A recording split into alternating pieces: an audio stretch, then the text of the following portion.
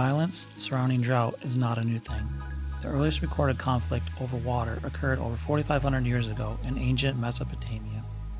And 2,700 years ago, water was used as a weapon or tool during conflicts by the Assyrian king Sennacherib. Today, water insecurity due to climate change-related drought accounts for an uptick in violence in communities around the globe. Water is the most essential resource on the planet. With 70% of Earth being covered in water, it seems odd that there are countries that suffer every day to gather enough fresh water to live. Yes, most of the water is salt water, which is in the oceans, but only 2.5% of available water is fresh water in the oceans, and 70% of that water is frozen in Greenland and Antarctica. In fact, 1/3 of the world is affected in some way by lack of water. Climate is defined as long-term averages and variations in weather measured over multiple decades.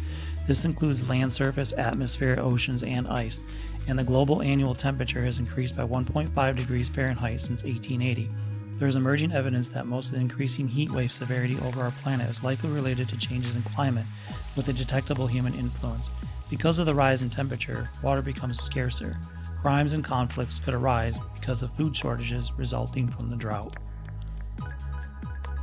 Empirical research in Africa suggests that 1% increase in rainfall reduces the chance of civil war by as much as 6%.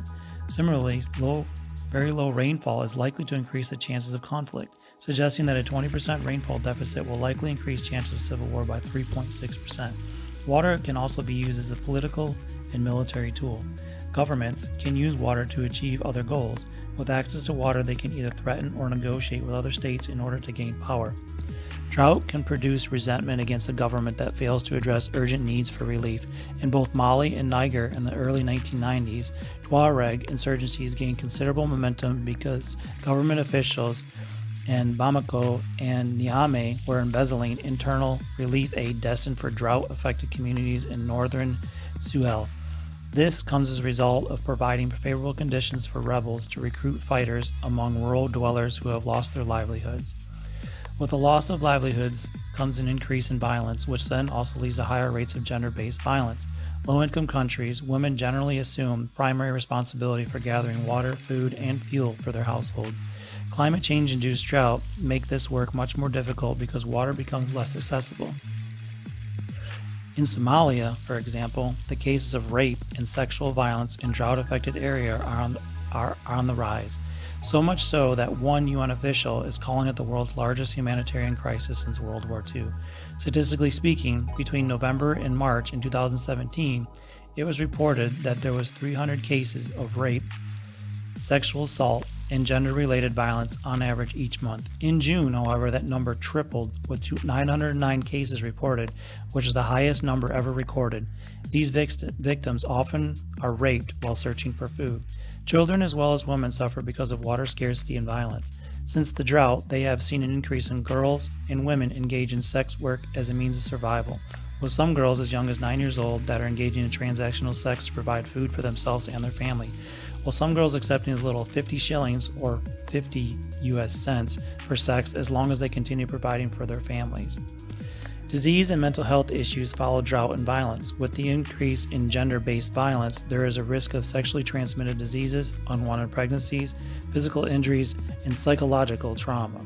Women report a fear of rape and sexual violence, which leads to extremely poor mental health, life satisfaction, and overall quality of life. Many show signs of depression or express suicidal thoughts. In Kenya, for example, less than 1% of the national healthcare budget is spent on mental health. Healthcare for the severely traumatized refugees is insufficient and understaffed. In 2020, an estimated 5.2 million people in Somalia are in need of humanitarian support. With all the concerns that come with water scarcity and violence, one of the largest factors contributing to all of it is migration. With migration and limited quality and quantity of resources such as water, arable land, and food, there is considerable competition between individual groups. Less arable land threatens pastoralist livelihoods and as a result become more violent.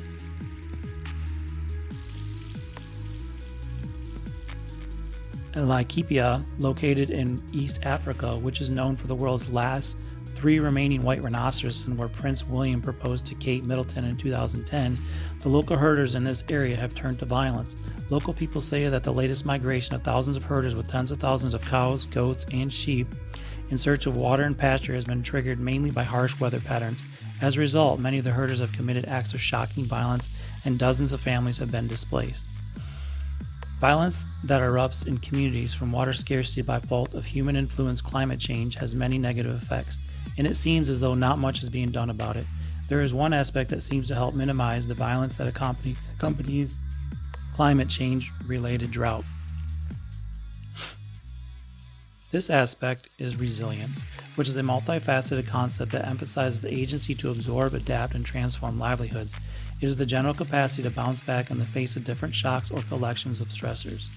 It was found that the least resilient respondents to a study with a low resilience capacity who reported drought exposure are substantially more likely to support violence than those that do not. Essentially, people with low resilience are likely to commit more crimes and resort to violence when they are being strained with drought. What does this mean for the future? Individuals and communities should be ensured the ability to create and organize infrastructure that creates resilience so they can endure climate-related water insecurity. It means that governments should coordinate multi-sectoral participations of agencies and organizations, ensuring a focus on protecting those vulnerable populations. Governments should not only address immediate problems, but also develop long-term strategies and programs to protect and promote human rights that are threatened by climate change.